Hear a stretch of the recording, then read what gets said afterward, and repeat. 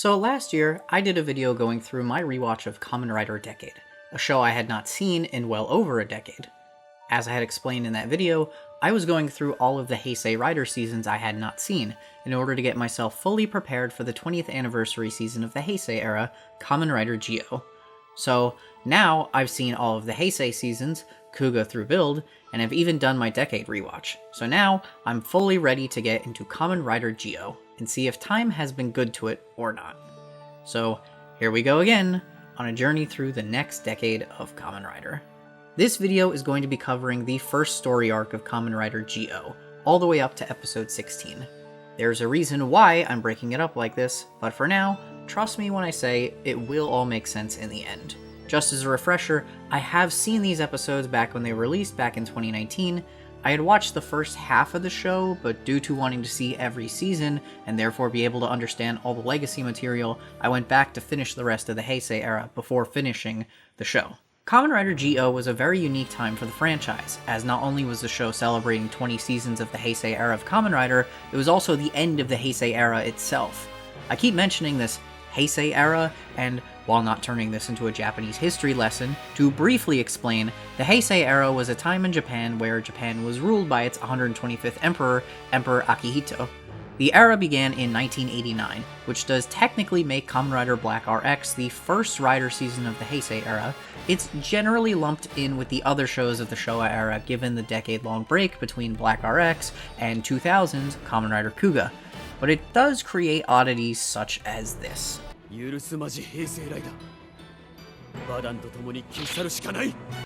the Heisei era of the franchise formally starts with Kamen Rider Kuga, and goes all the way to Kamen Rider Zi-O, as it just so happens that in 2019, the new emperor was set to take his throne, his son, Naruhito. Because of this, not only does Kamen Rider Zi-O mark the end of a 30-year-long historical era of Japan, it also marks the end of a 20-year-long legacy of television. Suffice to say, it had big shoes to fill. So, what does Zi-O do to stand apart from Decade? Well, rather than continue the Decade concept of alternate reality worlds of the respective riders, this time the show takes place in the main continuity. More or less, the show seems as though it's taking its pages from Gokaiger's book rather than Decade, as this time the legacy powers are items given directly to them by the veteran riders, and characters from veteran riders seasons when their main actors are unavailable, but don't worry, they managed to bring back a surprisingly large amount of main riders for the series. Despite the show being packed with references and cameos from old characters, it still manages to tell its own story with its own characters, and the veterans don't overstep themselves in diverting attention from the main cast. Most of the time.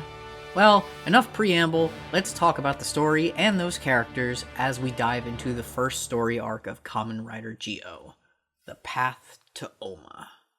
Kamen Rider Zi-O is the story of Tokiwa Sougo, a young high schooler who lives with his uncle, with no goals for his educational future, but instead has dreams of becoming king. However, those dreams are in reality a nightmare, as 50 years later in the year 2068, there's an evil king who has conquered the world, utilizing the power of the 20 Heisei Riders, and his name is Oma Zi-O.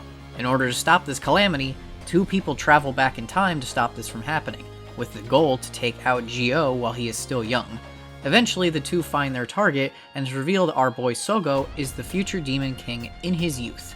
The very Engi boy named Gates tries to stop him, however, young Sougo becomes put on the path towards his future as he is brought through time by the other time traveler, Tsukiyomi. Tsukiyomi wants to try to solve this the peaceful way by showing Sougo the future that they live in, while Gates is hot-headed, like all secondary riders tend to be, and just wants to kill Zi-O from the jump and save everyone the torture that he and Tsukiyomi endured their entire lives. Along with Gates and Tsukiyomi, there are more interlopers from the future set out to change history. A group called the Timejackers wants to instill a new Kamen Rider as king, but not a rider we know. Well, not really. See, the way the previous Heisei Riders are incorporated into the season is that the Timejackers use their own watches to create contracts with humans, and therefore alters history so that those people become the respective year's Kamen Rider, and erases the history of the true Kamen Rider from that year. Confused yet? Alright, let's use the first storyline as an example. The Timejacker, saves a sports athlete from dying in exchange for his agreement to become the new king. Uses this watch and christens the boy as Kamen Rider Build. These characters are referred to as Another Riders, and for the purpose of this discussion, I will be mainly only referring to them as Another Riders from now on. So his name is Another Build. Due to this change in time, the original Kamen Rider Build, Kiryu Sento, and his secondary rider, Banjo Ryuga, Fourze, lose their memories of becoming Kamen Riders, so they live different lives than before. Instead of being a scientist and a pro boxer turned fugitive, they just are a bunch of buddies going to their favorite concert. When Another Build was defeated, the timeline was temporarily restored to normal, and so Sento and Banjo had their memories restored. This allowed Sento to gift Sougo the Build Ride Watch he had been carrying this entire time.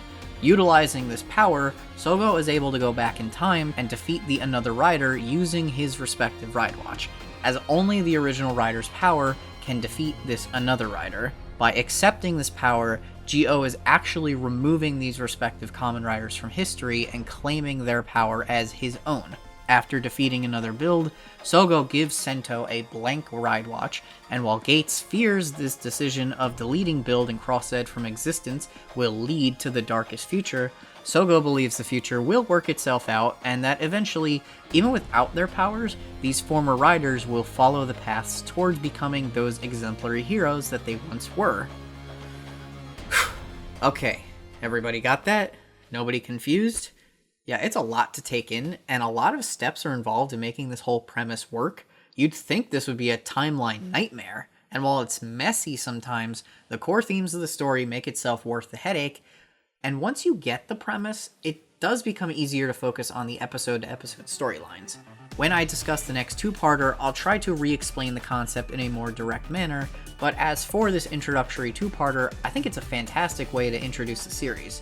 Solid drama, a good enough introduction to the dynamics of the characters, and I can't lie, the build casts are so good they honestly just bump up the quality. Sento is probably the only person in the franchise smart enough to figure out the concept of the show, who isn't a remodeled cyborg like the Showa-era riders, and therefore, he can help make the transition of his power to Sougo a lot easier.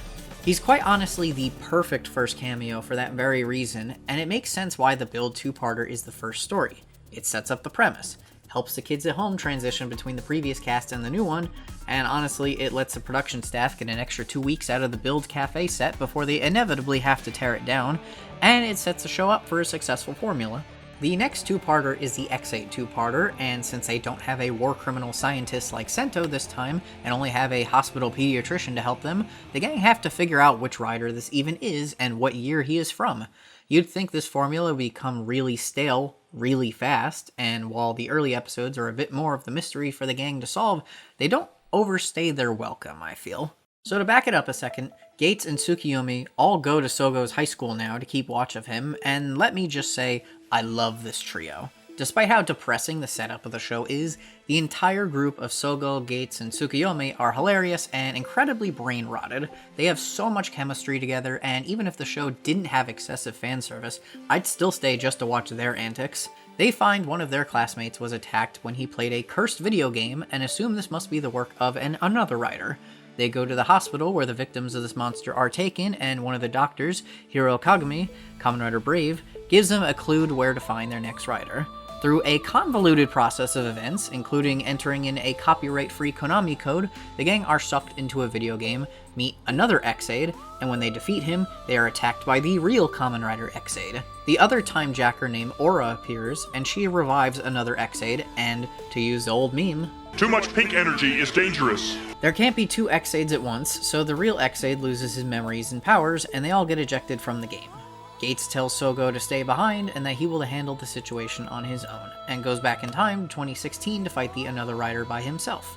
His stubbornness and hot-headed nature could be seen as grating, but they play it up with so much comedy that honestly he's just like a little pit bull. Looks intimidating, but inside he's a real softie. 冷たいやつだな。あなたも似たようなもんですけど。 Most of the Another Riders are actually treated as real people with stories to tell and morals to learn, so it does bear some resemblance to the Decade format. In this story, Another X-Aid is a father who's only been attacking people in order to find a donor for his child's heart surgery. While this man may look like Ex-Aid and have powers like Ex-Aid, he was using his powers for wickedness and evil, while Emu, despite having no powers, used his good nature and kind soul to treat the patient with caring and compassion, and has been trying to bring the father and son back together this whole time, once again reiterating the fact that even without the powers, these riders are still the heroes that they were in the original timeline. The show is a bit harder to easily break down than Decade, because even though the show has a formula of anniversary episode cameos and theme monsters, the ongoing serialized narrative is continuing throughout the entire series. The show doesn't stop telling its story at the expense of returning veterans, they in fact bolster the story directly. While a little heavy-handed in this episode, the two-parter compares the idea of a father sacrificing one life for the betterment of his son and the weight of said decision, with Gates and Tsukiyomi considering sacrificing Sougo's life to protect the future. Sougo understands both sides of the story and doesn't feel malice towards the two for their decision, seeing how a kind-hearted person can be turned into making such a vile choice when faced with adversity. So in the year 2018, Emu entrusts Sougo with his ride watch, and Sougo goes back to 2016 to meet with Gates and to stop another Ex-Aid using his new power. So, the Time Jackers have their own Captain Ghost ship from Kamen Rider Ghost, and Gates already has a Ghost and Drive watch, and while the reason they stated was because of actor scheduling reasons, I'd like to believe they just messed up the scheduling of the toys and needed to get all this Ghost stuff out now. When Sougo gets to the past, he learns about the Another Rider's weakness to the original Rider's powers and is reinstated by Woz. Hey y'all! So Woz was introduced at the beginning of the show and has been helping Sougo this entire time. He is the servant to the Demon King of the future and has come back in time to assist Sougo in completing his journey to becoming Demon King. He was the one who presented Sougo with his belt and gave Sougo the tip about the hospital, and he even is the one who christened the birth of each new rider form. Ew, hang on, can I pause the thoughtful character analysis for a second and talk about this suit? Jeez. So, I actually really like a lot of the suits in the show. I've warmed up to them over the years. Zi-O I always liked. I think Gates is pretty good as well. I even like most of the ride armors. Build was a pretty good translation of that form into a suit. The concept helped separate it from Gokaiger and Decade, in which those characters blatantly just reuse the old suits. But wow, this really misses the mark. Jesus. Even the suit actor has to take off the big glove just to do his finishing move. Speaking of, a fun little visual gag that I love is that any English text from the original finisher is written in katakana, which goes along with the visual of each rider form having the name of the rider on its visor, which is either really cool or incredibly lame, depending on if you can read Japanese or not. One thing I indisputably love is how Sougo will always mess up the catchphrases or change the finisher in a weird and funny way. Fits the character being an absolute idiot, and it helps him stand out from just doing the same old finisher again. Before he goes, Sougo makes sure to give Emu the blank watch, mentioning how it's what connects the two together in the future, and that this is what closes the plot hole loop that the show could have found itself in if they hadn't written it this way. Overall, it's another solid story about trusting in people you care about, believing in them, and understanding the difficulty of making sacrifices for those you love. It helps further the story and helps further the trust between Sougo, Tsukiyomi, and the slowly coming around Gates. The writer who decided to link Fourze and Faiz together should be given a raise, as they are both series about the power of friendship and helping others achieve their dreams. They are just at complete opposite ends of the spectrum in terms of how they go about it. Faiz is significantly more metaphoric about that concept, whereas Fourze is a more literal interpretation of the idea. Although, now I am really wondering if Ghost's episode originally was supposed to be here, because we had Build as the first one, Ex-Aid as number 2, and now Fourze, 4, as number 3, and Faiz, 5, is number 4. Although I guess technically Fourze is the third Neo Heisei rider, and Faiz is the fourth regular Heisei rider, so it kinda works. This world is where the first of a few continuity hiccups begin to occur with the series, and you can choose to go about it one of a few ways. You can either be mad that they changed things from the original series, you can try to justify the plot changes and how they still could fit into the original continuity, or, like Decade did, you can accept that the real riders we see in the show are still not the original rider characters from their respective shows, but a different alternate interpretation of those characters. Even though those real riders act significantly closer to their proper show counterparts than real Blade or real Kiva did in Kamen Rider Decade, this is still a new show with its own rules and its own internal continuity. That's actually another reason starting with Build was such a good decision, because it meant addressing one of the stickiest continuity headaches that they would need to work around head on, that being Skywall and Sento's original identity of Katsuragi Takumi. Not only does having the branching alternate timelines allow the show to circumvent these issues entirely by saying, the timeline's different here, it also allows the show to create its own identity within these new stories they have created, and allows all these characters to even function in one universe. It would be quite literally impossible for every Heisei Rider series to happen in one timeline due to their own lore, power scaling, the fact that they all be fighting in the same city, etc. But having the timelines be altered, rewritten, and interwoven allows the show to tell new stories without having to get so caught up in the weeds of what the old show did, while also getting to put its own spin on things. Nowhere is that more apparent than with the Fourze and Faiz crossover. Yes, for the first storyline of the series, they decided to combine two seasons that, on the surface, seem like they would be the most incompatible of series, but in turn actually make for the most logical combination.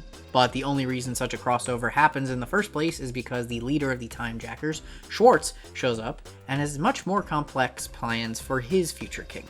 The main plot features the gang going to Amanogawa High School from Kamen Rider Fourze to investigate a string of student murders which appear to be caused by none other than Kusaka Masato, Kamen Rider Kaisa. The gang go to the school's Kamen Rider Club, get covered in fan service, and Osugi-sensei gives the team the Fourze watch, as Gentaro is busy looking for one of the missing students on his own. And that too. I don't think it's a big deal that Gentaro doesn't show up on screen, as they do have a body double for him, acknowledging his presence in the series, and it's entirely in character for him to go to those lengths for another student. When Sougo and Gates defeat another Fourze, he turns into another Faiz. And speaking of Faiz, Inui Takumi shows up to protect the current year victim from Kusaka. Does a great job setting up the mystery, which again is incredibly on brand for Faiz. In the next episode, Takumi goes to the clock shop and decides to help them solve the mystery. The girl, Karen, is revealed to actually be the person the Another Rider has been protecting this entire time. She died in 2003, and the man who became the Another Rider has been using girls with the same zodiac sign as her as a life force to keep her youthful. Karen wants the Another Rider to stop, and she actually hired Kusaka to, well, remove her from history permanently, because I don't think I can describe it without getting demonetized. An interesting misdirection this episode employs, keeping in the tone and theme of Faiz, is the red herring of looking for a shooting star, which initially they assume has to do with Kamen Rider Meteor, Ryusei, which literally translates to shooting star. It's revealed that this girl was originally from the Ryusei specialty school which Kusaka went to in Faiz, hence his connection to this girl. When Takumi protects Kusaka and causes the Another Rider to flee, he gives Sougo his watch, which Sougo gives to Gates as a sign of trust and friendship.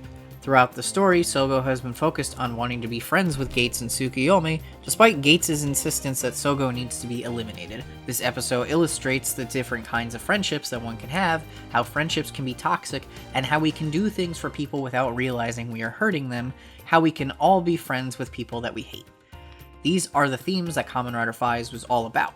Takumi fought to protect his friends, even if his friends wouldn't do the same for him. The Another Rider was doing all of this to preserve a friendship, even though in the end, Karen didn't want the boy to be doing all this for her. He twisted his own wishes into what he thought was best for her, and only caused pain and suffering in the process. Takumi and Kusaka's friendship is incredibly tenuous. In the original series, it's frankly an abusive, manipulative, one-sided relationship, and while it'd be easy for Zi-O to get lost in the minutia and the complexity of that relationship, it focuses on that core theme of friendship and relationships. This is why pairing it with Fourze is so clever, because Fourze wears friendship on its sleeve. Gentaro is literally the man who will become friends with everyone. His powers are literally and metaphorically dictated by the strength of his friendships. And thanks to the strength and the bond Sougo has with Gates, he entrusts him with his power, which Gates then uses to defeat the Another Rider. 仲間のために奴が投げ打った15年の歳月をな。 Taking out another Faiz in the past allows Sougo to properly finish another Fourze in the present. Zi-O really nails capturing the emotional themes and concepts of the original series so well, while allowing it to naturally flow through its own storyline. That's also the same for the next two-parter, the Wizard storyline. With only one season this time, I can probably get through it a little quicker, which isn't to say this is a bad story at all. This story is about a hack magician, Hayase, trying to protect the theater where he performs, which his boss, who is also the object of his affection, is the owner of. Using the power of another wizard, he turns this decrepit theater into a bustling business. Instead of focusing on the mystery, Gates already clocks that this is Kamen Rider Wizard's power, so it allows us to focus on Hayase's story and the different approaches Sougo and Gates take. Despite last episode showing there was some growing friendliness within Gates, he's still himself at the end of the day, and he's not here to play any games. When given the chance, he immediately goes on the offensive when Hayase hasn't even done anything malicious with his powers yet. This parallels his growing confliction regarding Sougo, who similarly hasn't used his powers for evil yet, but knows what they could do if unchecked. Schwartz continues to demonstrate his final boss energy early, as not only was he comically aggressive with inserting his ride watch into another Fourze, but here he just tries to kill Gates while he's frozen in time, who is only spared thanks to Woz. We don't learn much about Woz in this arc, but here we learn that the two have had this confrontation before, which makes sense, given in the future, Woz is the right-hand man to the Demon King. Hayase wants to perform magic and make his boss happy, but these powers he has been given are more of a curse than a blessing, and it drives him into a state of despair and hopelessness, especially when he realizes that his boss is already in a relationship with another one of her employees. Unfortunately for this man, and Sougo, Gates spots Hayase as another wizard attacking him, and confirms to Gates everything he believes about Sougo following his dark future. Due to a little meddling on Watts' part, Sougo shows up right as Gates is threatening Hayase to stop his rampage, and the two riders finally have their ideological beef with each other. Obviously, this is a clear homage to Wizard and his secondary rider, Beast's, ideological debates too. Well, not quite. The next episode will be about Gates and Sougo having two very different ways of approaching battles, which does parallel how both Wizard and Beast have different purposes for battling.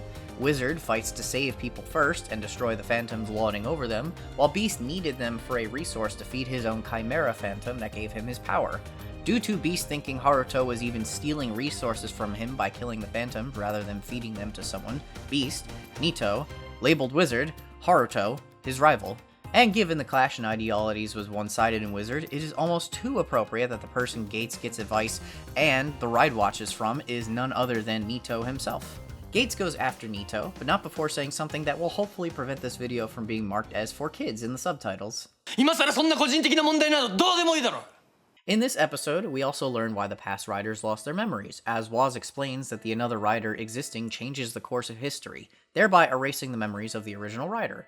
The only way to restore history is to eliminate the other rider, although it is only a temporary change. Gates runs off and encounters Nito, and while Sougo protects Hayase's boss from his attack, he is able to defeat another wizard temporarily, long enough for Nito to remember the original timeline and his time as Kamen Rider Beast. You know, given Kamen Rider Beast's catchphrase is, "It's lunchtime," there are a lot of jokes that I would have made a few months ago that now feel in poor taste. Mr. Beastables. While Gates has been going for the offensive route and goes back in time to 2015 to defeat another wizard properly, Sougo has taken the route of empathy. Woz tells Sougo there's no reason to continue to fight, but Sougo does have a reason. Gates uses the watch's power to quell the monster on the outside, while Sougo uses his words and his kind nature to quell the monster inside of Hayase. I mean, Sougo still blows him up, but afterwards he uses the Faiz phone to have Hayase call himself in the past and tell his past version to be honest about his feelings about his boss. That even if this doesn't change her feelings about him, making this move will be the right decision for his future. Wizard's themes of hope run strong throughout this story, as the whole idea is that Sougo's optimistic approach was necessary in order to handle this another rider, and not simply just brute strength and a bullish attitude alone. We don't know what eventually becomes of Hayase, but we do see Tsukuyomi regain consciousness, and with this final statement, it seems that even Gates managed to gain some hope for Sougo, and the future as well. But forget all that subtlety, because next episode is the Danger Dan show, featuring Kamen Rider O's.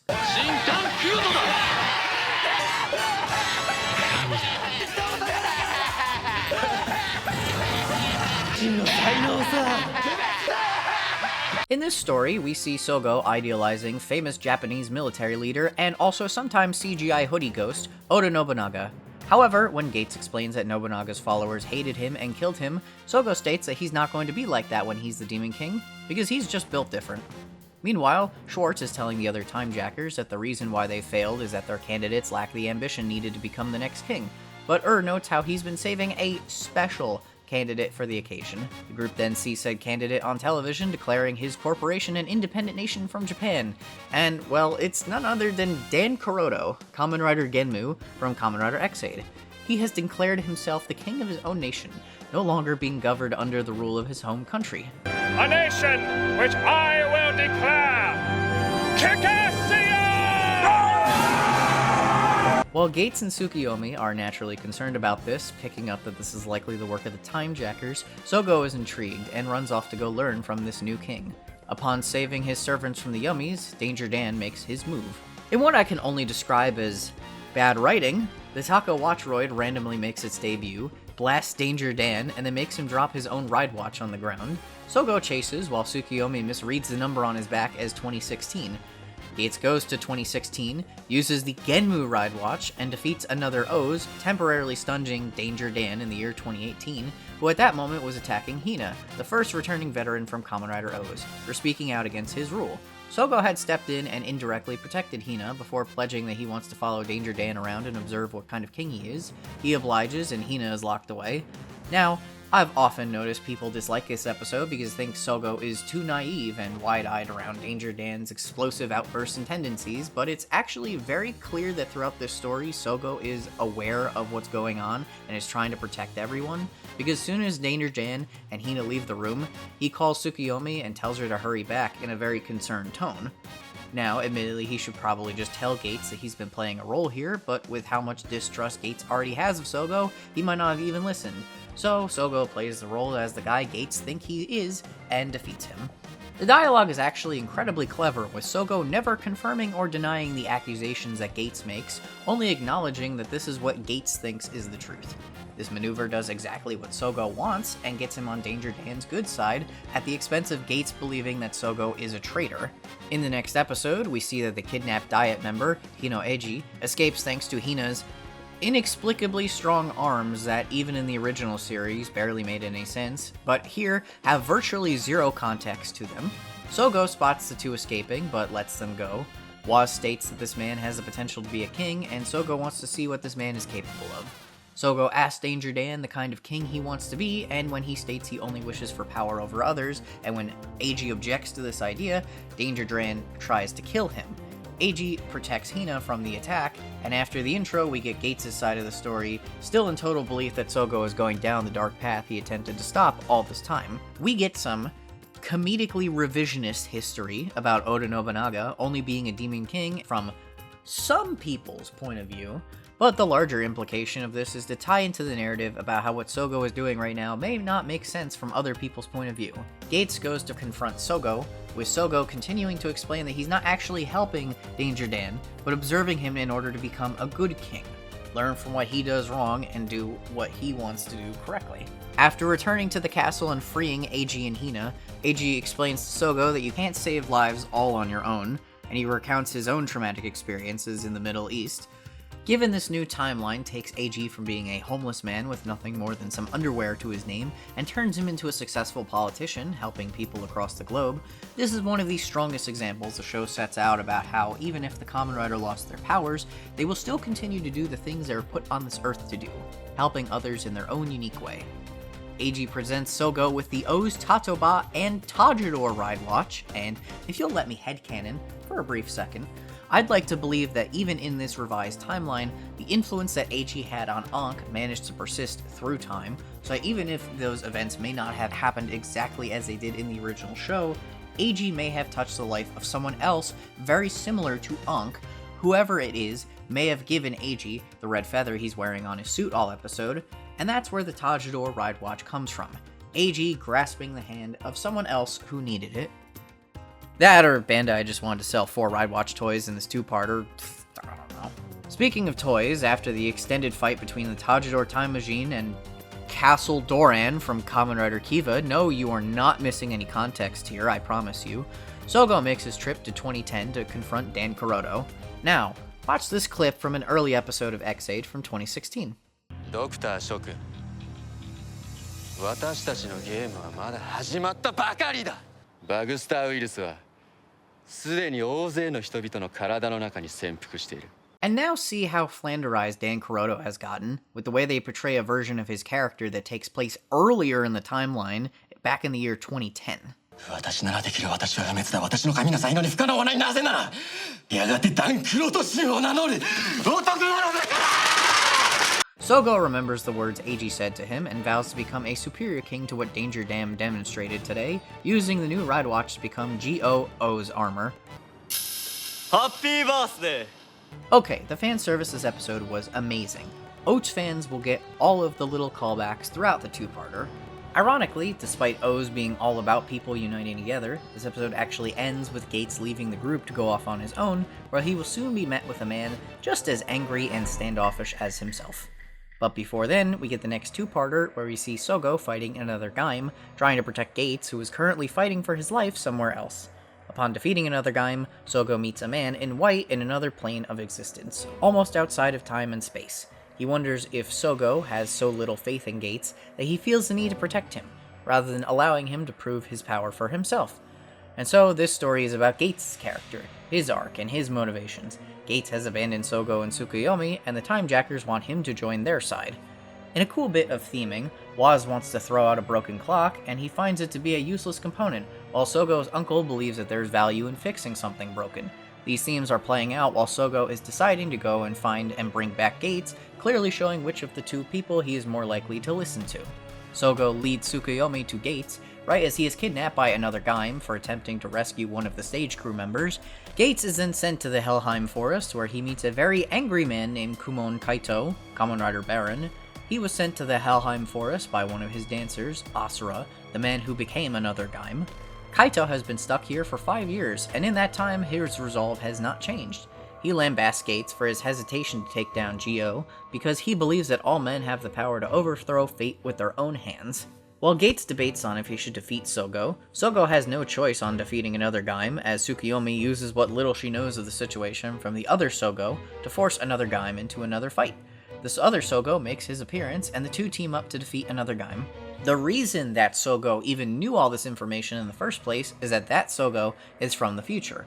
All throughout the episode, that Sougo has been popping in and out of the scene, switching clothes throughout, as he was guiding the cast to the solution of how to find another Gaim.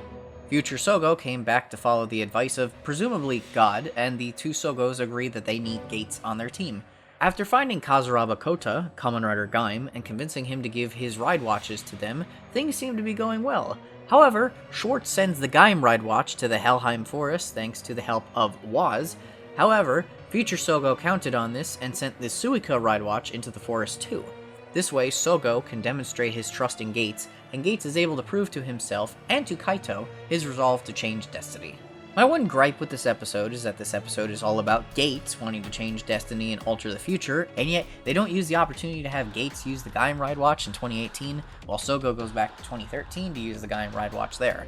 The split screen effect is cool, don't get me wrong, but narratively it just feels a little cheap. Maybe, if they had more budget, they could actually give Gates a form for Kamen Rider Baron, we wouldn't have this problem. The episode closes out with Gates returning, bringing back Chicken in a callback to the O's episodes, but also being steadfast in his determination to defeat Sougo when the time calls for it. These episodes are great. Sougo being led by Kota's divine intervention is a really clever way of incorporating the lore of Gaim into the overarching story, as it was probably one of the biggest things people were going to have questions about given how that show ends. But while Kota moves the main story, Kaito moves the character arc forward for Gates. In a way, Kaito is the absolute worst person for Gates to meet at this point in his character arc, as he fuels him with determination and rage to eliminate his obstacles. The O's episodes and the Gaim episodes actually create a pretty solid 4-episode storyline for Gates, showing him losing his trust in Sougo and regaining his ambition to defeat him when the time comes. These episodes are all about ambition. Gates obviously having his ambition and determination to stop Oma-Gyo strengthened in this story, but also Watts' ambitions to remove any obstacles from his king's path, that being Gates, Schwartz pushing another Gaim towards a more direct path of being king, and forcing him to adopt the role Schwartz wants him to live, and even Uncle's ambitions towards repairing that which is broken. Sougo is determined to follow the path to become king, but wants Gates along for the journey with him, and we will see how that dynamic continues to evolve when the two are put to the ultimate test in this next arc, as we are given a twofer, Kamen Rider Ghost and Kamen Rider Agito. The episode immediately begins with Gates trying to murder Sougo, but played in a comedic manner. Afterwards, Sougo asks why Gates has the Ghost and Drive ride watches, to which Tsukuyomi explains that he stole them from Zi-O. We cut to a man being attacked by another ghost, and a familiar-looking young man being stopped by Kamen Rider Agito.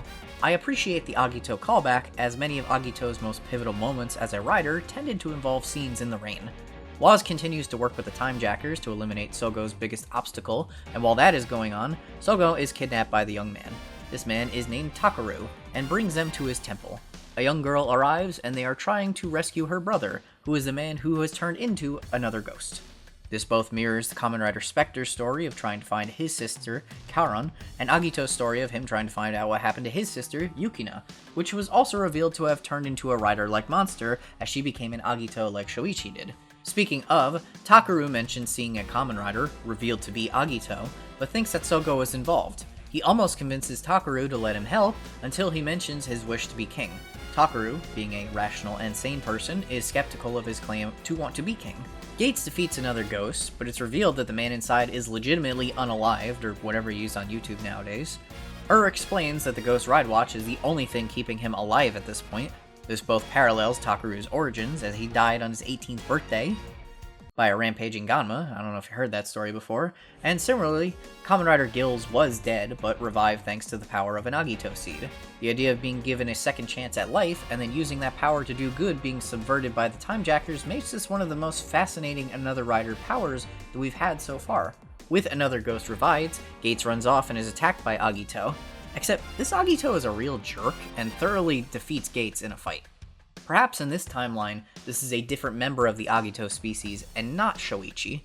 In any case, Gates and Sougo agree to a truce and set out to find the next potential accident site that another ghost will attack. Sougo and Gates show up, and Sougo gets to try the Ghost Ride Watch out for once. Before they can wrap the story up in one part though, Agito shows up again and stops the fight. Except, that's not Kamen Rider Agito. That's Kamen Rider Decade. That's right. This whole time, this has been the start of the Kamen Rider Decade story arc. There never were any Agito homages. I made all that stuff up. Decade demonstrates his powers by turning into Hibiki with an improved transformation noise from the original Decade series. Hibiki! Attack Rider! Hibiki! He defeats Sougo, and another ghost turns him into a lost spirit, separated from his body, with the only person who's able to see him being Takaru. In the next episode, Sougo deals with being a ghost, and we learn that the reason Takaru can even see ghosts is because of him having the Ghost Ride Watch with him. Gates goes back to the past to defeat another ghost, but is stopped when Decade shows up, and we get this admittedly pretty awesome three-way ghost-off. Decade can seemingly control the Another Riders using their respective rider's card, and the two ghosts overpower Gates. Decade completely dismantles the rules established by the universe, as he not only arrives through time via a dimensional portal, he also extracts the power out of the Ghost Ride Watch, and then gives Gates a Decade Watch, and then he just leaves. Man, I do not miss your BS, Tsukasa. Takaru is somehow taught how to use the Time Machine, and then goes back to 2015 to save Mika before her brother is killed. Takaru succeeds, but he is ambushed by Because the Another Rider doesn't exist yet, Takaru is able to transform alongside Makoto, and so this episode comes full circle with its fan service. I appreciate how, despite it initially feeling like Ghost is going to be overshadowed by Decade, in reality, the Ghost tribute feels like the one with the most fan service so far to compensate for all the Decade stuff we're setting up. And yet it doesn't feel like it's overdoing it either. Everything feels meticulously crafted with love, and while I far from love Ghost, I'm glad to see it get the treatment every season of the show deserves. Unfortunately, they can only do so much, and another ghost is created once again, turning Sougo back into a ghost. But they aren't out of fan service yet, because straight from the lab of another ghost character, Akari, they use a device from that show that allows them to see spirits, and this brings Sougo back into the plot. After getting Takaru's Ride Watch and doing some pointless CGI fights, the two make it to the past where another ghost is on the rampage. Sougo uses the new watch Gates got from Decade, and this form is super ugly, but admittedly has the cool gimmick of allowing him to transform into a version of a rider's penultimate form, such as Build Sparkling and Ghost Grateful.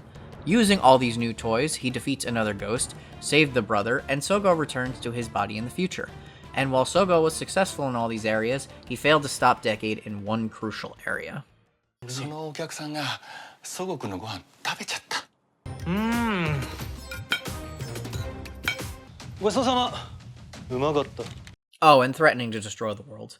This won't be the last time we see Tsukasa appear, but for the final 2 episodes we're going to cover today, Sougo is going to meet a rider even more powerful than Decade. The most powerful rider of them all. Himself. As the final 2-parter sees Sougo travel to 2068 to confront the future Demon King. We start with Gates recapping the change in the stakes of the situation. With Tsukasa now thrown into the mix, things are becoming dangerous.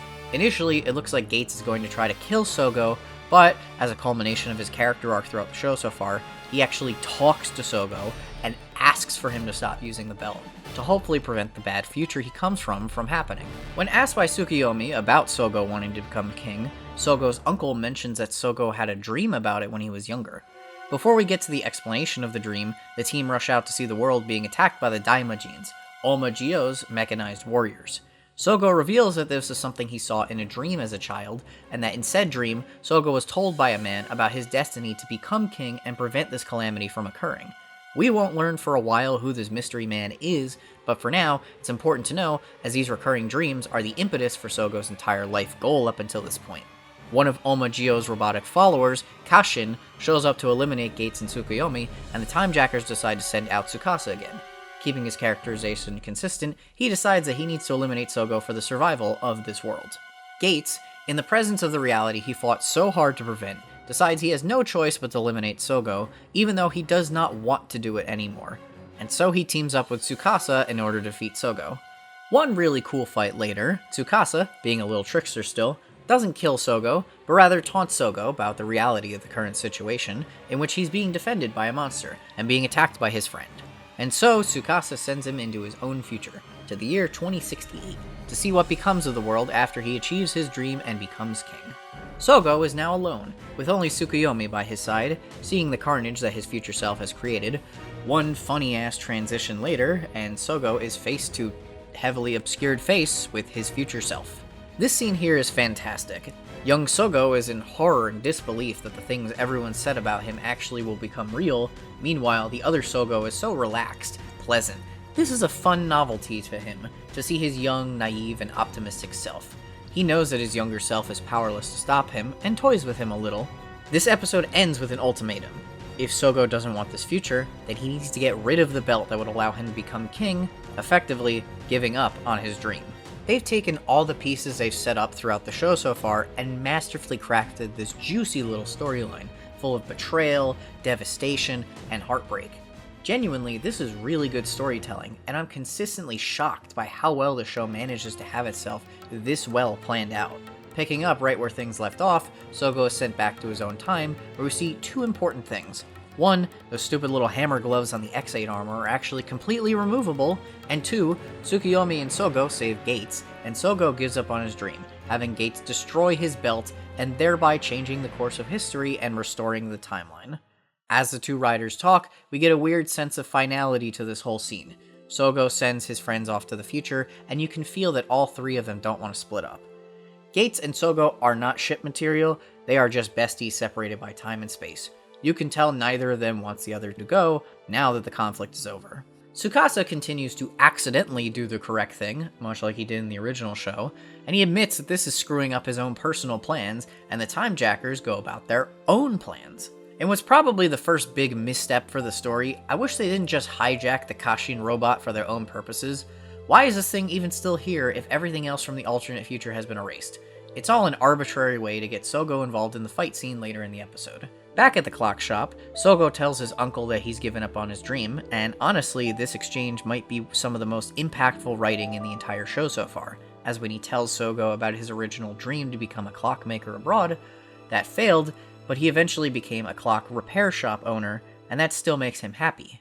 Having a dream, but being able to realistically pivot if the fantasy part isn't able to become true, is a genuinely really inspiring and down-to-earth message. You know, maybe you can't become an NFL quarterback like you always wanted to as a kid, but hey, if you can become a coach or you can still work in the industry, helping promote the game you love, that's still a dream worth pursuing, and I think that message is really important to communicate to kids at a young age. Shows up and does this, and Woz tempts Sougo with another belt in order to restore his version of the future. Now, of course, this scene is filled to the brim with peak Kamen Rider storytelling, and it's not just because it's the same pier that O's Tajidor had its emotional debut on, but because Sougo prioritizes the safety of a child over his own personal desires and dreams, and tanks a hit that would have easily hit that young child behind him. Gates comes back to fight, but is outnumbered 2-1 against Tsukasa and the Kashin robot. Sougo and Gates get thrown into a pit, and 2 get some classic Toku bro beef. Gates gives Sougo his belt, and Sougo regains his dream to save the world using his power. The magnitude of this scene is bolstered thanks to Sogo's vocal theme song chiming in, Toki no Oja. And this scene is so good, and Gates gets another belt, and they double team Decade, and I'm even willing to excuse the fact that there's no logical way Sougo would know that X8's power in the Decade Ride Watch would be based on Mighty Brothers X, and therefore produce 2 of him, simply because it's just really cool. Their friendship has been restored, the timeline has been restored, it's Christmas time with public domain English Christmas music that's too loud for the dialogue, and all is well. Although, not everything is as it seems. And that's where we're going to end this for now. Suffice to say, I'm sorry for misjudging Zi-O all these years. Honestly, I was really surprised by how good this first portion of the show has been so far, and I'm eagerly awaiting to see how the rest of the story pans out. This first story arc feels like it was intentionally crafted to not only set up the story of our 2 main riders and see that relationship evolve and change over the course of a couple months, but it also gives the veteran riders well-meaning and well-thought-out tributes, rather than just corny cameos. It feels like the writers deeply understand the source material that they are working with. Certain choices and decisions feel like they were written by people who understand what made the original series so good. Perhaps our main cast is derivative, or a bit tropey, but I don't think that makes them bad. I really like the dynamic between Sougo and Gates. Star-crossed besties fated to always fight. As I've alluded to, I wish Tsukiyomi and Woz had more to do in the show, but I do know that they have a lot more in store coming up, one more than the other, and so I'm going to hold out until we get further along to cast judgment on them. The Time Jaxers are a little nebulous and at this point lack something that really connects them to the main cast, but I have a feeling as the show continues on, things are going to start becoming a lot clearer. By having both Oma Zi-O and the Time Jackers, 2 opposing villains, it creates a unique dynamic that has already proven a lot of variety in who allies themselves with whom.